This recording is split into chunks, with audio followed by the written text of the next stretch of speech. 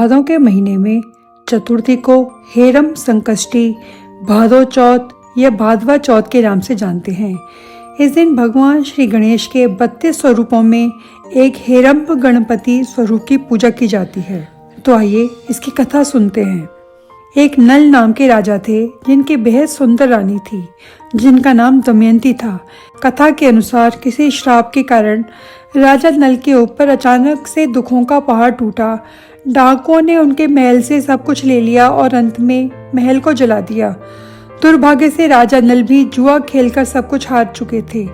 तब राजा नल अपनी रानी के साथ वन में चले गए, लेकिन श्राप के कारण उन्हें स्त्री वियोग का दुख सहना पड़ा।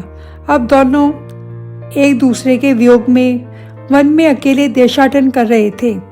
एक दिन रानी दमयंती को वन में महर्षि शरभंग के दर्शन हुए। रानी ने मुनि को नमस्कार किया और अपने पति को प्राप्त करने का उपाय पूछा। तब मुनि ने दमयंती को भादों के चौथ का व्रत रखने की सलाह दी और कहा कि इस व्रत में गजानन भगवान की विधि विधान पूर्वक पूजा करो। इस व्रत के प्रभाव से तुम्हारे पति तुम्हें अवश्य ही प्राप्त होंगे। रानी दमयंती ने पूरी विधि विधान के साथ ये व्रत किया, जिसके प्रभाव से उन्हें अपने पति के साथ पुत्र की भी प्राप्ति हुई। इस व्रत के प्रभाव से राजा रानी को उनके कष्टों से मुक्ति मिल गई।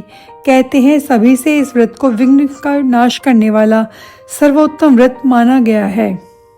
बहुला चतुर्थी से संबंधित एक अन्य कथा भी बहुत ही रोचक है। जब भगवान विष्णु का कृष्ण रूप में अवतार हुआ, तब इनकी लीला में शामिल होने के लिए देवी देवताओं ने गोपियों का रूप लेकर अवतार लिया। कामधेनु नाम की गाय के मन में भी कृष्ण की सेवा का विचार आया और अपने अंश से बहुला नाम की गाय बनकर नंद बाबा की गौशाला में आ गई।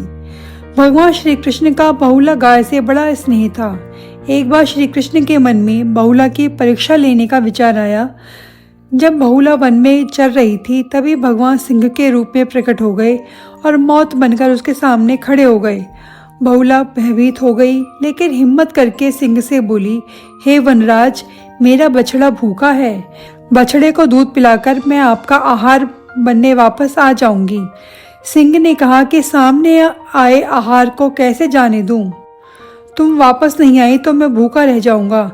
बहुला ने सत्य और धर्म की शपथ लेकर कहा कि मैं अवश्य ही वापस आ जाऊंगी। बहुला की शपथ से प्रभावित होकर सिंह बने कृष्ण ने बहुला को जाने दिया। बहुला अपने बछड़े को दूध पिलाकर वापस वन में आ गई।